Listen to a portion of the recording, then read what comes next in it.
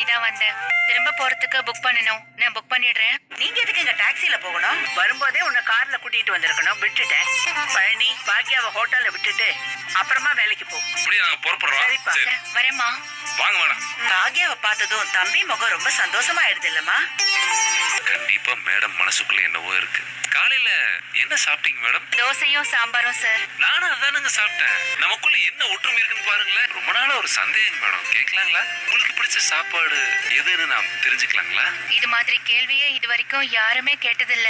எப்படிங்க மேடம் கேட்காம இருப்பாங்க? பெரும்பாலான குடும்பத்துல பொம்பளைங்க கிட்ட இந்த வார்த்தையை யாரும் கேட்டிருக்கவே மாட்டாங்க. நான் சின்ன பொண்ணா இருக்கும்போது எங்க அம்மா பால் கொழுக்கட்டை செய்வாங்க சார். நான் நிறைய தடவை ட்ரை பண்ணிட்டேன் சார். அம்மா பண்ற மாதிரி டேஸ்டே இருக்காது சார். அம்மா செஞ்சு கொடுத்த அதே ருசியில பால் கொழுக்கட்டையை நான் உங்களுக்கு செஞ்சு கொடுக்குறேன். உங்களுக்கு என்ன வேணும்னு பார்த்து பார்த்து சமைச்சு கொடுத்து அசத்த போறோம் பாருங்க. பாட்டு ஏதாவது போட்டுங்களா? போடுங்க சார். பார்வையில் பைத்தியமானே.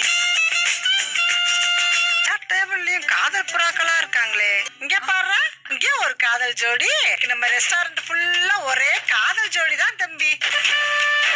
அடுத்த காதல் ஜோடி வந்துருச்சு. யார நீங்க ஜோடின்றீங்க? உங்களுக்கு தெரியாது தம்பி. அண்ணனுக்கும் அக்காவுக்கும் ஒருத்தருக்கு ஒருத்தர் பிடிச்சிருந்தா நீங்க என்ன பண்ணுவீங்க? உங்களுக்கு பிடிச்சிருந்ததுன்னா அப்பாவுக்கும் சாருக்கும் கண்டிப்பா கல்யாணம் பண்ணி வச்சிருவேன். கொஞ்ச நேரத்துக்கு முன்னாடி எழில் தம்பி என்ன சொல்லிக்கிட்டு இருந்துச்சு தெரியுமா? உங்களுக்கும் பாக்கிய அக்காவுக்கும் கல்யாணம் பண்ணி வைக்கணும்னு சொல்லிக்கிட்டு இருந்துச்சு. எவ்வளவு பெரிய விஷயத்த சாதாரணமா சொல்லி போட்டாரு. நல்லா இருக்கீங்களா? இருக்கேன். வர ஞாயிற்றுக்கிழமை நாள் நல்லா இருக்கு. ஜெலியன் ஜெனி குழந்தைக்கு பேர் வைக்கிற ஃபங்க்ஷன் வச்சிடலான்னு முடிவு பண்ணிருக்கோம். இந்த 2 பேரும் அவசியமா வரணும். கண்டிப்பா நாங்க வர மாட்டோம். நாம ஆசைப்பட்டது மாதிரி தான் பேர் வைக்கணும். சர்ச்சில் வச்சு. நாங்க ஒன்னும் கோயில்ல போய் பேர் வைக்கணும்னு சொல்லவே இல்லையே. மனசு நோகாத மாதிரி வீட்ல தான் ஃபங்க்ஷனுக்கு ஏற்பாடு பண்ணிருக்கோம். உங்க கோபத்தை எல்லாம் ஓரமா ஒதுக்கி வச்சுட்டு இந்த ஃபங்க்ஷனுக்கு வரணும்.